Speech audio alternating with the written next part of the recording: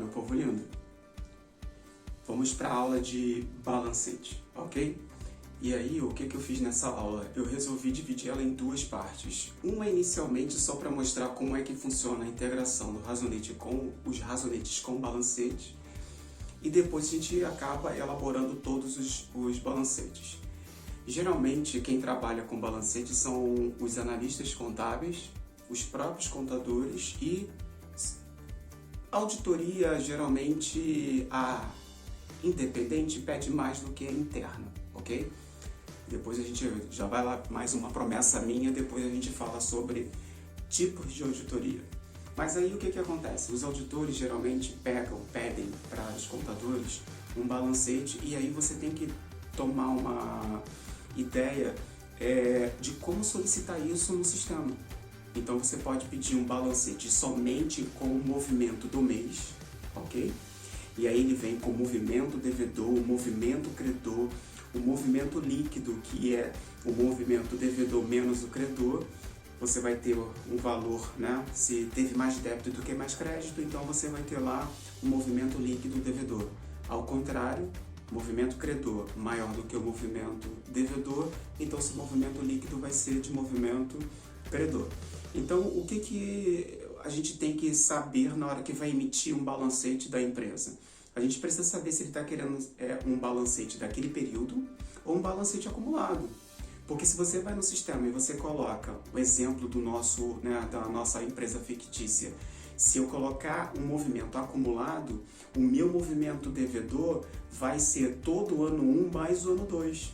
Então tem que saber como fazer isso no sistema. Então o movimento do período é só aquele período que eu estou querendo que saia com saldo inicial, o movimento do período e o saldo final. Agora, quando é acumulado, vai vir todos os períodos dentro de um único período, né? Dentro de um único relatório. E aí a gente tem que tomar cuidado disso justamente porque quando eu estou dizendo, né, que no nosso caso a gente está fazendo a movimentação do ano 2, o movimento devedor e credor vai ser tudo aquilo que está no ano 2. Então, no ano 1 vai ser o nosso saldo inicial. E o que a gente vai fazer é pegar um balancete completo, um balancete com 6 colunas, certo? Então, um balancete com saldo inicial, movimento devedor, movimento credor, movimento líquido, saldo final e as contas contábeis.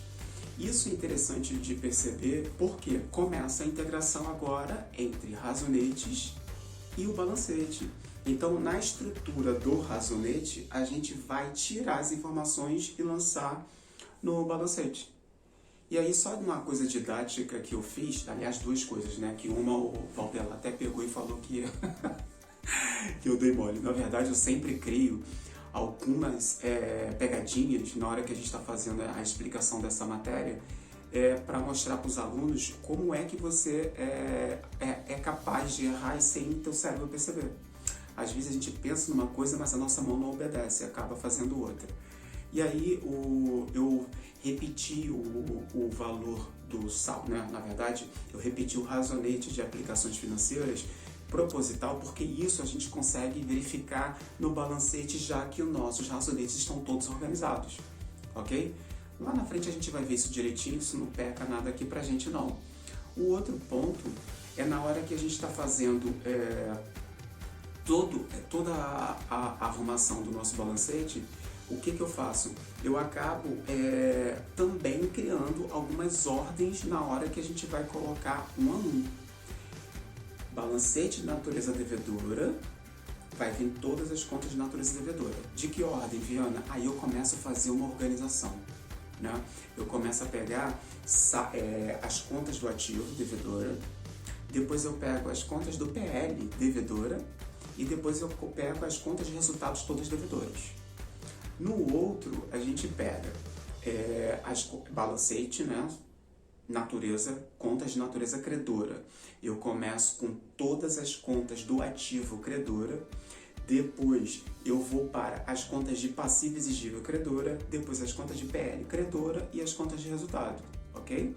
Nesse momento. Didaticamente, eu falei duas coisas, né? Uma eu já falei lá que às vezes eu faço a pegadinha. E a segunda foi quando a gente estava fazendo os razonetes didaticamente, eu peguei e somei logo tudo, né, nos razonetes e coloquei todos os resultados. Não é assim quando a gente vai fazer o balancete, justamente porque a gente precisa fazer a apuração do movimento líquido, ok?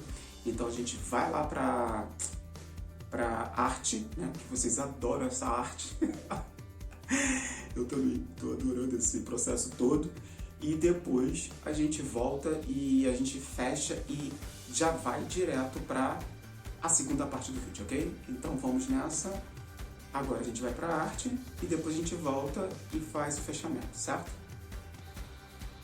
Vamos começar fazendo a integração com os razonetes. Então a gente tem as contas contábeis e ali a gente tem o lado débito e o outro crédito. Para as contas de natureza credora, o saldo inicial começa no débito. Depois a gente vem com o movimento devedor, que é todo o lançamento a débito que foi ocorrido no período. Depois o movimento credor. E por fim, a gente usa o total de movimento devedor, que deveria ser somente a soma de todo o movimento que ocorreu no período. Do outro, a mesma coisa, sendo credor. E aí, no final, a gente tem o saldo final das naturezas devedoras que ficam do lado do débito. Se a gente estiver falando das contas credoras, o saldo inicial começa no crédito e, logo, seu saldo final também, ok? Só mudaria em relação às contas retificadoras. Agora vamos fazer a integração do balancete de 6 colunas e observem as cores para vocês saberem de onde que a gente vai pegar o que, certo? Então vamos lá. Na coluna 1 a gente tem as contas contábeis, que a gente pega lá dos razonetes. O saldo inicial na coluna 2. Na coluna 3 a gente tem o total do movimento devedor. Nesse caso não é a soma que a gente pegou igual no razonete não, tá? A gente só faz aquilo que corresponde ao ano 2, por exemplo. Na coluna 4, o movimento credor. Movimento devedor menos credor é igual ao que a gente vai colocar na coluna 5, que é o movimento líquido, certo? E por fim, a coluna 6, que vai ser o saldo final, ok? Aí basicamente a gente percebe as colunas de onde que vão ser retiradas lá do nosso razonete para o nosso balancete. E aí agora é pura diversão, relaxar e começar que a partir daí que a gente vai fazer o balanço patrimonial e DRA. Então aproveita, faz tudo que vocês sabem de rede social, certo? Compartilha, assina o canal. Gostaram? Então, agora o que a gente vai ter que... mais uma dica que a gente vai ter que ter na hora que está fazendo a nossa construção de separar, né? Porque eu começo com as contas de natureza devedora e depois vou para as contas de natureza credora. Uma coisa que a gente precisa se preocupar é com a questão da fórmula, né? Porque as natureza devedora, né? Primeiro lá, vamos lá. Os balancetes, que a gente começa com natureza devedora, a gente pega saldo inicial, soma com movimento devedor e diminui do movimento credor e vai te dar o saldo final. Agora, você pode criar a fórmula no Excel colocando também saldo inicial mais movimento líquido, que é igual o teu saldo final, ok? Desde que o movimento líquido esteja movimento devedor menos movimento credor, como a gente acabou de ver agora. Quando chega nas naturezas credoras, a gente troca a posição dos movimentos, porque quando a gente chega nas contas de natureza credora, os movimentos se invertem, porque as contas de natureza credora crescem com crédito. Então é saldo inicial mais movimento credor menos movimento devedor é igual o saldo final. Agora, também posso fazer a seguinte fórmula. Saldo inicial mais movimento líquido é igual o saldo final, desde que movimento líquido é movimento credor menos movimento devedor, ok?